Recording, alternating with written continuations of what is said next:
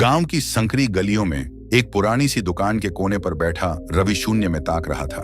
बाहर बच्चे खेल रहे थे, कोई ठहाके लगा रहा था, कोई सपनों की बातें कर रहा था, लेकिन रवि की जिंदगी मानो ठहर चुकी थी।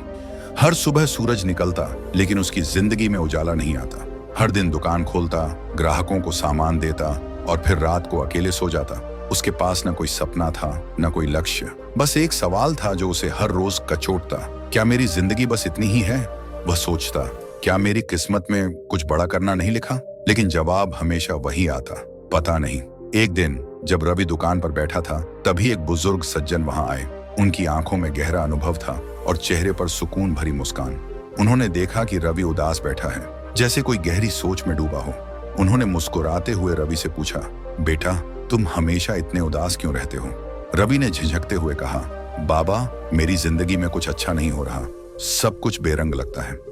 बुजुर्ग ने अपनी जेब से एक सफेद कागज निकाला और उस पर काली स्याही से एक छोटी सी बिंदी बना दी। फिर उन्होंने कागज रवि के सामने रखा और पूछा, क्या दिख रहा है? रवि ने बिना सोचे जवाब दिया, यह काली बिंदी। बुजुर्ग मुस्कुराए और बोले, बस यही तुम्हारी सबसे बड़ी गलती है। तुम पूरी सफेद चादर को नहीं देख रहे, सिर्फ उस काले धब्बे को देख रहे हो। तुम्हारी जिंदगी भी इसी तरह है। तुम सिर्फ अपनी परेशानियों पर ध्यान दे रहे हो, लेकिन उसके अलावा भी बहुत कुछ है। रवि को यह बात अंदर तक छू गई। उसे एहसास हुआ कि वह जिंदगी में सिर्फ मुश्किलों पर ध्यान दे रहा था, लेकिन उसे अपनी काबिलियत, अपनी खुशियों और अपने सपनों को भी देखना चाहिए। उस दिन से उसने अपनी सोच बदलने का फैसला किया। उसने किताबें पढ़नी शुरू की, नए हुनर सीखे और दुकान के साथ साथ ऑनलाइन व्यापार भी शुरू किया। धीरे धीरे उसकी मेहनत रंग लाई और वह एक सफल बिजनेसमैन बन गया।